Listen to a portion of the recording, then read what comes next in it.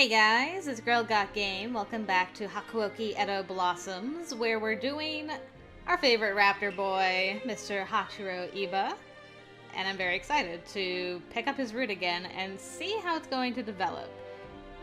I didn't enjoy the first part of his route that much, but it was very interesting and definitely different. And we have an old enemy that we haven't seen in any of the other routes, and probably won't see in any future routes. Mr. Takeda, I finally remember your name.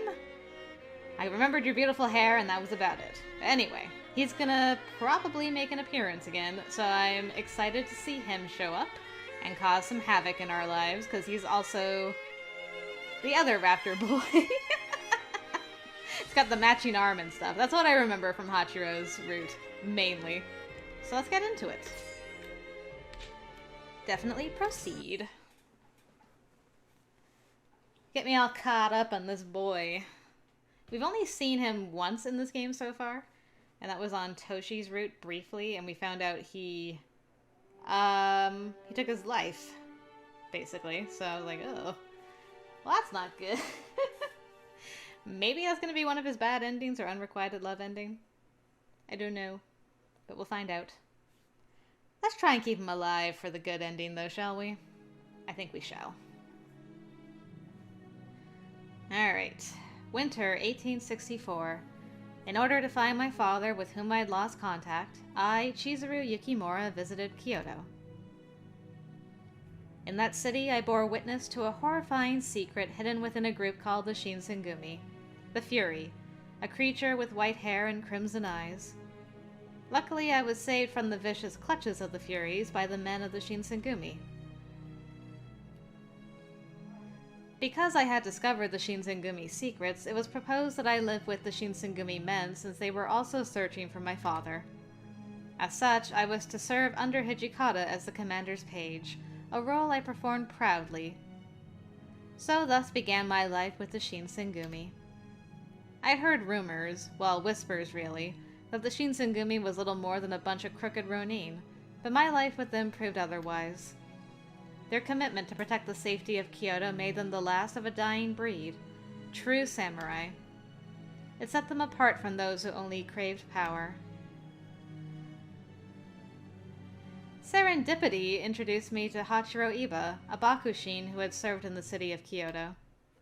We became acquainted during his frequent visits to the Shinsengumi, and as we engaged in conversation, we discovered that we were, in fact, childhood friends. Oh, he didn't discover nothing.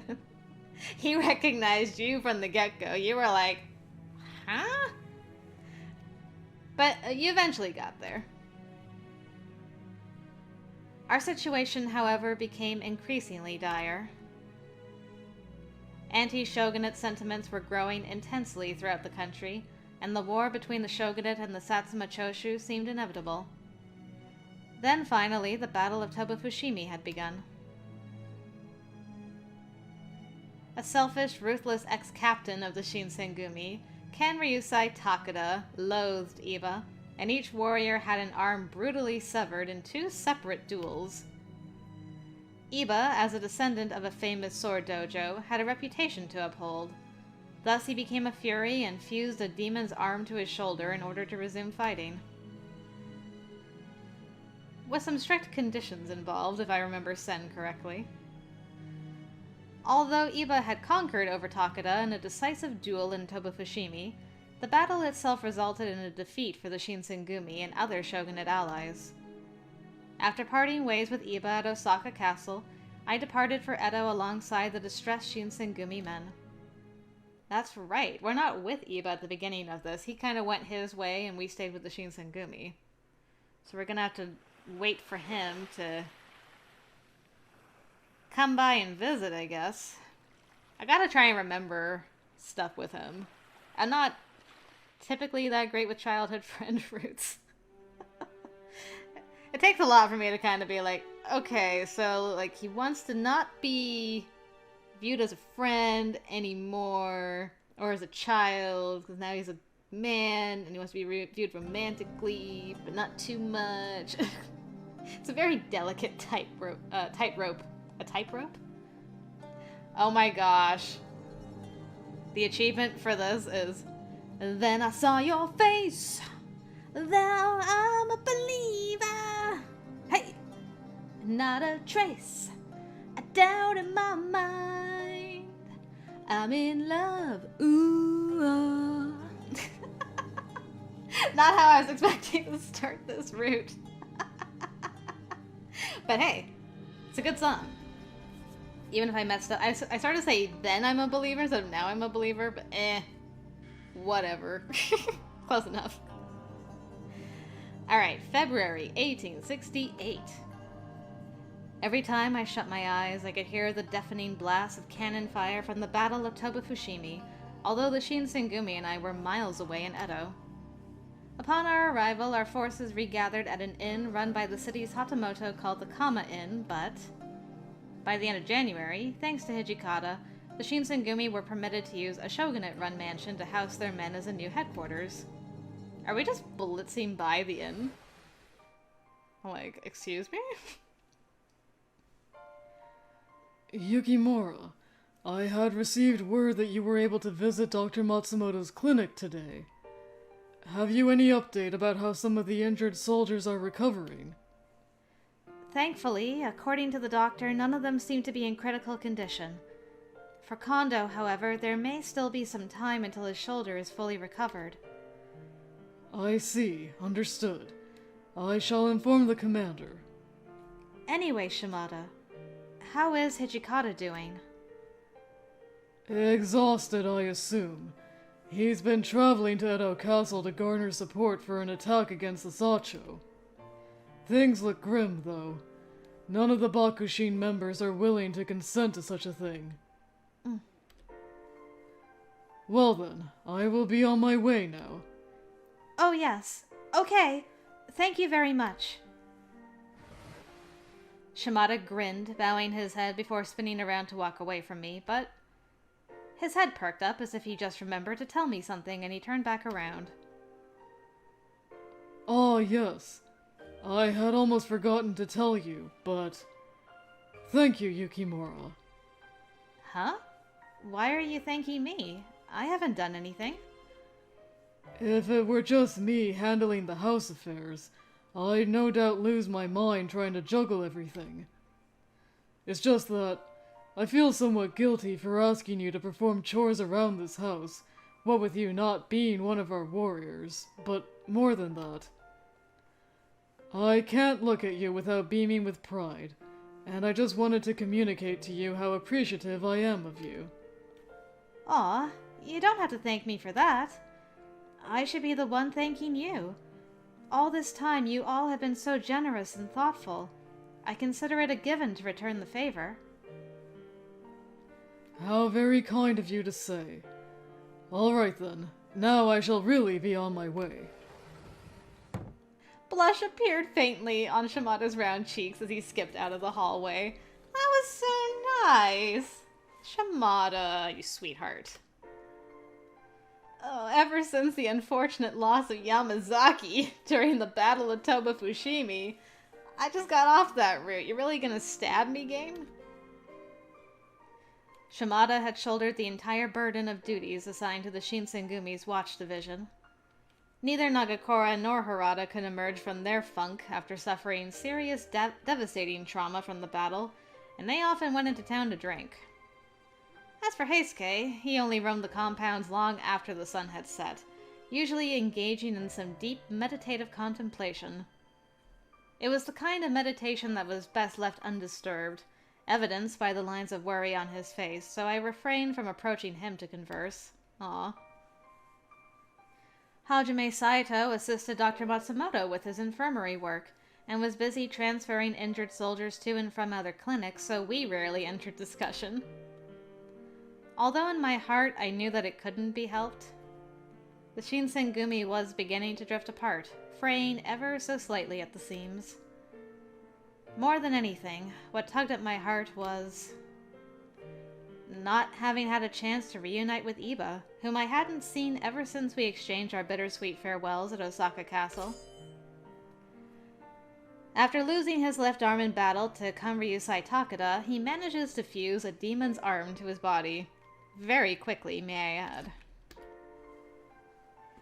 Becoming a Fury had its punishing limitations, including an aversion to sunlight, that made enjoying the simple pleasures of human life impossible. How could he manage, I wonder, to balance these restrictions in tandem with his position as a Bakushin? Perhaps in a more appropriate time I could attempt to write Iba a letter, and piece together words that could convey just how much I missed his company. If I were to ask Dr. Matsumoto for an address, then surely I could turn this endeavor into a reality. Right? Love letters? Days in Edo were oft stretched into tedium. I had been working on a cross-stitch, being careful not to prick my fingers, when my sliding door flew open and broke my sturdy concentration. And then... Ah, Yukimura. There you are. Oh, hello, Saito. Are you well? What brings you to my room today? I have a letter from Dr. Matsumoto, as well as a package, both of which are addressed to you. Saito coolly pulled a folded piece of parchment, along with a small wrapped pouch from his pocket. Thank you. My job here is done. I guess it is. Thank you, Hajime, for being my delivery boy. Saito spoke curtly and left my bedroom without muttering another word. Without waiting, I hastily opened the letter. My eyes raced down the page, and I felt my heart flutter as I savored every word of his reply. Okay, so you did write him, and this is his reply. Dr. Matsumoto wrote about a medicine he'd produced to satiate the Fury's bloodlust, and he mentioned his hope that I would make use of it. Oh, it's from the doctor. Why your heart fluttering over doctor letters? Blech. With this in mind, I unwrapped the small pouch. Alright, so I've got the medicine in my possession. Its contents included a few tiny wrapped bags of compressed powder, which I took to be the medicine. Dr. Matsumoto warned, however, that the medicine provided only a temporary reprieve. As of now, there have been no successful attempts to wholly eradicate bloodlust in Fury test subjects. For Father, who had dedicated almost the entirety of his tenure in Edo to researching the water of life, perhaps he could point us in the right direction. Or, so Dr. Matsumoto had hypothesized. Tenure in Edo. I came to an epiphany, realizing that documents pertaining to the water of life could have been stashed somewhere in my old childhood home. Just as the thought crossed my mind. Excuse me, is anyone home? A familiar voice called from outside my window. I frantically stuffed the letter and pouch into my shirt pocket and bolted to the entrance gate. Is it my boy? Come to visit? When I reached the gate, my heart jumped, seeing that the person calling out had been... Hey, it is you. Good. I was worried you weren't going to show up for the first episode of your own route. Greetings, Chizuru. It's certainly been a while. Iba! He formed a friendly smile with his mouth as I screamed out his name, and from his pocket he pulled out a letter packaged in fine stationery. Your letter was a pleasant surprise.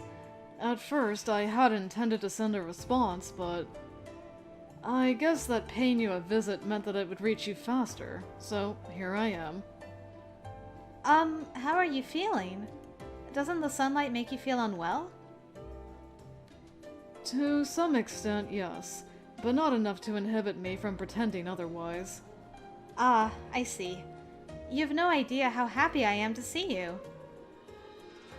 Iba was incredibly resilient, at times to the point of stubbornness, so there was a chance that he could simply be feigning feeling well for my sake, but... His complexion glowed, amplified by his cheerful disposition, and I had no reason to refute him. Even so, escaping the kiss of sunlight was as futile as dodging rain in a storm, so my doubts remained. Would you care to come in? I can brew you some tea if you'd like. What a lovely proposition. I gladly accept. Was that anything about propositions? Hey. Iba bowed his head, and I escorted him inside, going to the kitchen to pour fresh tea from the kettle into a pot before fixing a plate of cookies for him. Oh yeah, he's got a sweet tooth, doesn't he? I think it's him. Pardon the sudden intrusion. You are so gracious, as always. Thank you for the tea. Iba exhaled over the steaming teacup and smiled as he took a tiny nibble of the cookie from the tray. Ah, before I forget, has that cretin Takeda made his way here recently? No. In fact, the last I had seen of him was back at Tobafushimi. Ah, what a relief. Still, we cannot afford to keep our guards down. Curiously, I remember your headquarters in Kyoto to have far more commotion. Where are the others? That is a good question. As of late, everyone has been so busy. Many of the men are out working. Especially Hijikata. He is either locked up in his room writing letters to the shogun at Bakushin, or he is out somewhere in Edo Castle delivering them. Iba? Yes? What is it?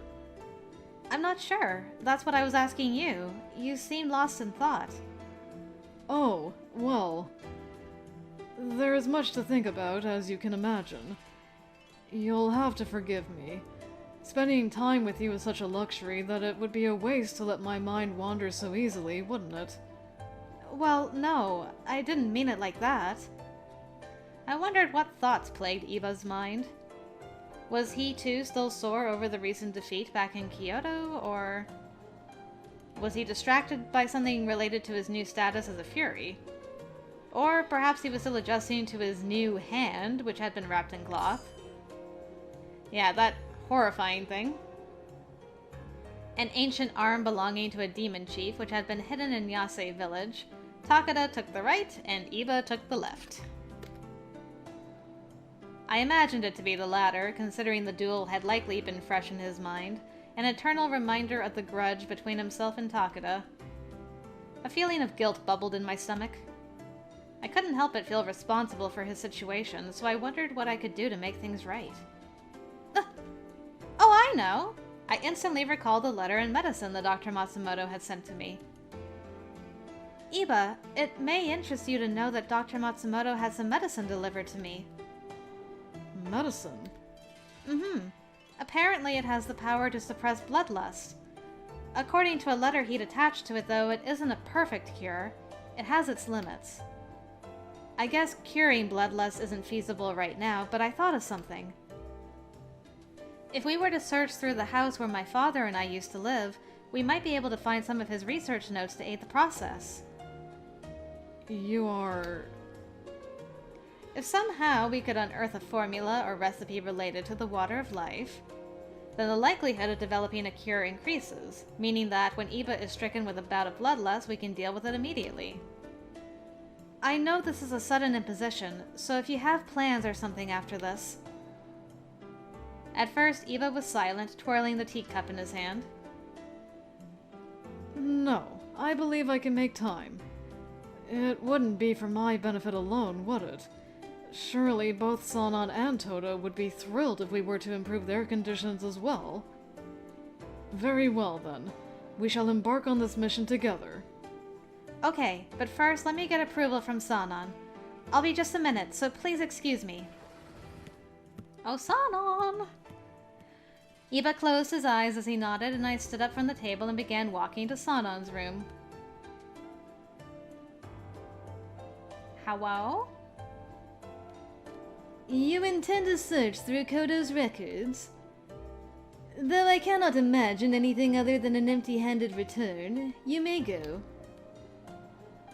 So long as Iba watches over you, I can trust you to avoid any questionable circumstances. What's that supposed to mean? You insinuating I get into trouble, Sanan? The audacity. I bowed gratefully to Sanan and went back to find Iba gazing at trees sitting beyond the window, and the two of us set off for the outskirts of Edo. Wow. It had been quite some time, nearly 4 whole years since I'd set foot anywhere near my old home, so I couldn't help myself from blurting out. The yard was barely recognizable as I pushed open the creaky gate.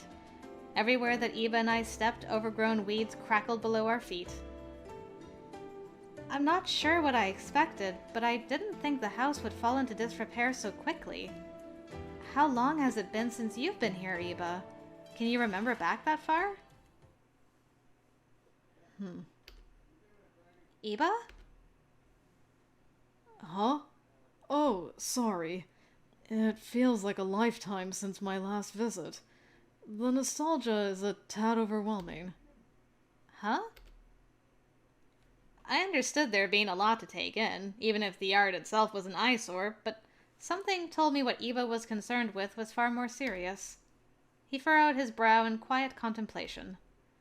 I darted my eyes around the yard, hoping to pin down what might have distracted him, but I was too nervous to ask him myself.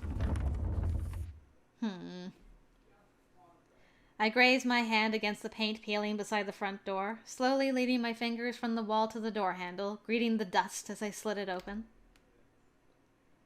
Iba, right this way. I have to apologize for the mess, though. Okay, thank you. Observing Iba and his unsettled mood was tearing me apart, and I was desperate to know what caused it. The idea of initiating the conversation was practically dangling in front of me, and as his childhood friend, I felt compelled to comfort him. So what did you do?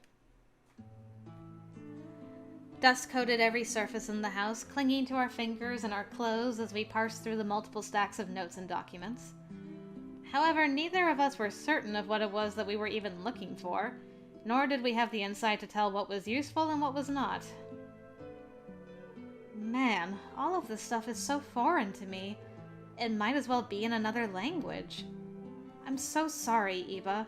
You took time out of your day to help me, and we don't even have anything to show for it. You do not have to apologize for things that fall outside of your control. Don't worry yourself. The melancholy in his eyes felt thicker than the dust around us. It was like I was speaking with a shadow. It wasn't my place to ask, nor did I expect him to tell me even if it was, but I could no longer stand it. Did something happen, Iba? What do you mean by that? Just look at you. You aren't as responsive as you normally are. Would you like to talk about it? Maybe if you open up, I could help you work through it. But if you don't really want to talk about it, then you don't have to, of course. Iba's eyes shifted away from me, and I became insecure in thinking that I had struck a nerve. Forgive me. After not having seen you for months, the last thing I would have wanted is for you to see me like this. As of late, however, the Shogunate's chief vassal and I haven't exactly seen eye to eye. You haven't seen eye to eye? How so? Ever since our collective retreat to Edo, Toshi has been racing throughout Edo Castle, participating in closed-door meetings with some Bakushin retainers. As one could imagine, though, many in the Shogunate's old guard are hesitant to cause trouble with the Satsuma and Choshu domains, let alone enter another battle. No matter how many appointments Toshi would schedule, the retainers spring cancellations upon him without remorse, or force him to run in circles. What? In the past, the Shogunate, along with some pompous domain officials, had written off the Shinsengumi's attempts to legitimize themselves in the public sphere. Hearing Iba speak about the practice still taking place, despite the Takagawa clan teetering on the brink of destruction, explained why he seemed so crushed.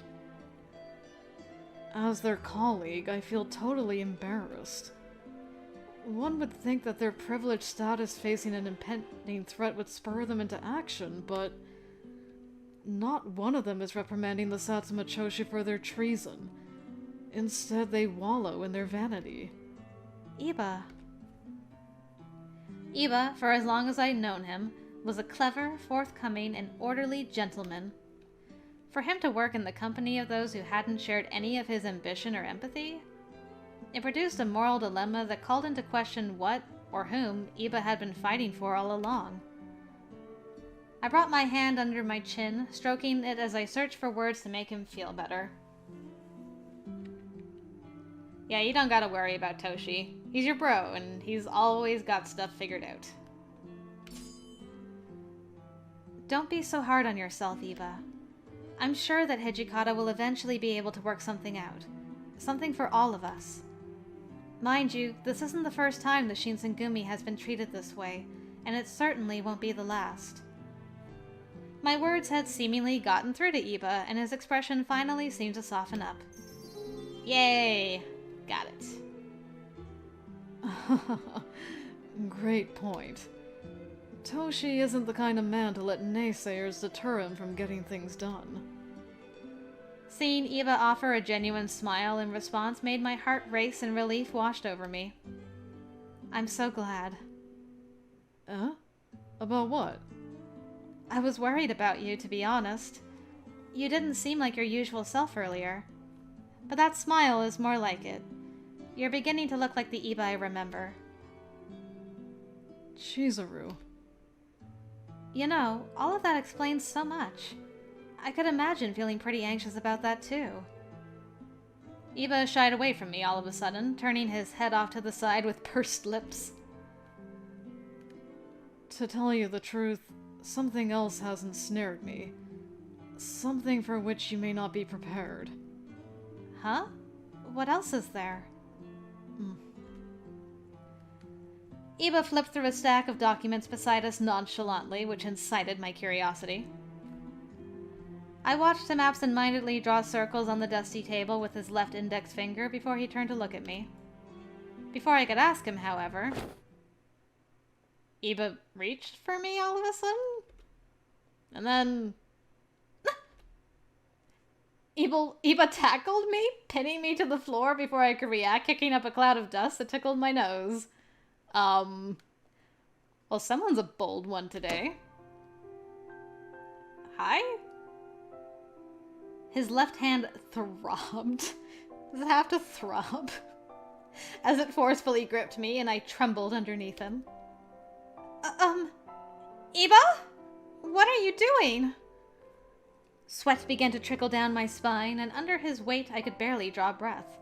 Once I had finally asked him what he was doing, he ignored my answer completely. You good, man? What's up? We were face to face, and he didn't even blink as our eyes locked together. Eagerness flamed inside of them, though his eyes had seemed more ravenous than passionate. Are we against the wall or on the floor? It's hard to tell from this angle. Floor? I think? As my body shivered in alarm under the mass of his muscular frame, he eventually shut his eyes and inched his supple lips slightly closer to mine. Dang, are we getting smooches before Chapter 4? I'm not prepared for this. I froze, partly out of feeling powerless, but mostly because I wasn't recognizing what was happening. Fair.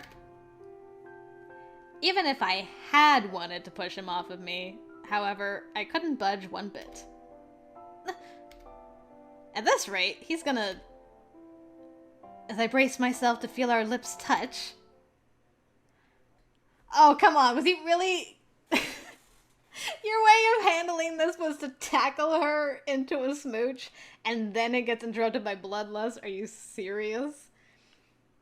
I think that's what's happening. Okay, if it is, need to figure out what's... Do you think he's gonna be, like, the forward, like, facing her traditional vampire kind of kink? I thought he would be, like, too scared to do it and would be somewhere on her hand-arm area, but maybe. Maybe he's gonna be our forward-facing vampire kink. Let's find out. Oh. I heard an audible gulp squeak from his lips. Then... Iba leapt back, his face becoming pale and rigid from shock, and his left arm snapped back to his waist side. Chizuru? What had I done just now? Oh. Iba lowered his head, shaking timidly in front of me as his eyes slowly regained their usual color. Oh, is that a side effect of the arm? You know, this arm could be good, because if it makes him more bold, we need this. I'm terribly sorry. Oh, what have I done? It's okay! Eva had flustered so badly that guilt began to well inside of me, and I was hesitant on how to respond. My heart was pounding at a frightening pace, leading me to believe it would burst outward at any moment. Iba, a figure of propriety and class, was the last person I'd ever expect to force himself onto me. I wondered what inspired him to do so. That's going to be really interesting, if it's the arm. Is, like, some of the spirit of that former demon chief or whatever still active? What was he planning to do? Questions swirled in my mind as Iba madly panted. He must have been equally confused, and by virtue of his grave demeanor, I thought it better not to ask. Let's head back now, shall we? Sooner or later, the Shinsengumi will begin to worry about your absence. You're right. Let's go. I took a last gander around the house, eyeing corners of sentimental value when...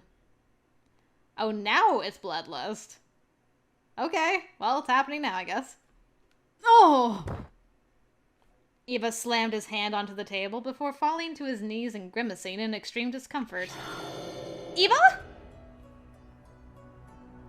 All good. If I remain still, eventually, this will pass. Could this be? Eva, is it... Do you need blood? His shoulders jerked unexpectedly. The muscles in his neck strained as he painfully turned his head towards me, which was enough to affirm my suspicions. He was displaying an admirable degree of control, giving me the impression that this wasn't his first experience with a bout of bloodlust. Girl, don't scream out, "Oh, yes!" No. Chizuru, no. Oh, yes! Somehow I remembered the medicine mentioned by Dr. Matsumoto and dug into my pocket to grab it. According to the doctor's letter, consuming the medicine could temporarily stave off the symptoms of bloodlust. I knew, though, that there was no guarantee of its effectiveness, nor could I vouch for its potency. What I did know was that blood was an immediate deterrent, and with my healing abilities, I was nonplussed about inflicting harm upon myself. True. What should I do? Perhaps Eva would be resistant to the idea of doing so, but in dire circumstances I saw no other way. Eva, come here. Take a drink of my blood. As the words escaped my mouth, his eyes widened incredulously as sweat dripped down the sides of his contoured cheekbones. Why are you noticing his contoured cheekbones at a time like this? Are you serious? What you suggest is sickening. But the longer you wait, the more it hurts, right? Don't worry about me. My flesh heals itself faster than you think. Please, just do it.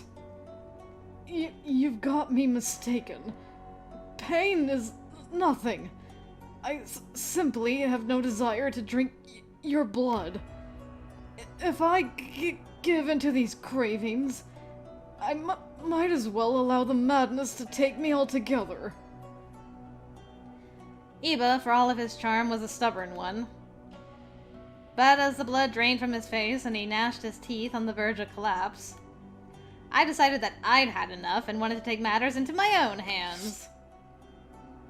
I unsheathed my Kodachi from my hip and slid the finely honed edge against the side of my neck. Drink from the front! Drink from the front! Please let me have this one. Chizuru! Ow! I felt a hot sting as blood dribbled down my neck. But please, Eva, before the cut seals back up. He winced in response to the sight of me cutting myself, and his face scrunched with a sourness that exceeded any time he himself had been injured. Eventually, he relented. Promise me one thing. Promise me that you won't look back at me until I finish. You mustn't watch me defile your precious body with my ghoulish needs. I nodded curtly, touching my hand to my neck to ensure that the cut hadn't closed itself yet. Okay, fine, whatever, just hurry up. After a moment of hesitation, Iba wrapped his arm around me gently, and I felt the tickle of his shallow breaths as he tepidly stuck his tongue out to lick.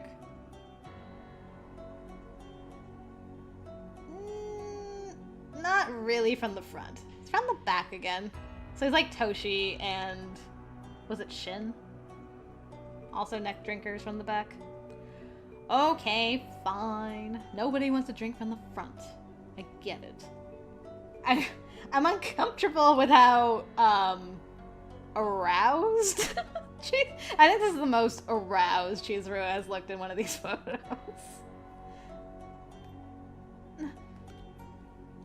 My body shivered as his moist lips wrapped around the bleeding cut, and I squeaked out involuntarily. I like the whole wrapping around each other, though. That's kind of nice. She's holding on to both of his arms as he's holding her. Kind of like it. Did I hurt you? No, I'm fine. Trust me, this is nothing. As his mouth pinched against my neck, I felt a dull pressure stinging me, but I didn't want to guilt him. You're lying, aren't you? I can tell from the way your body flexes that it hurts. As always, Iba saw right through me, and I knew that any pain I'd felt paled in comparison to his own.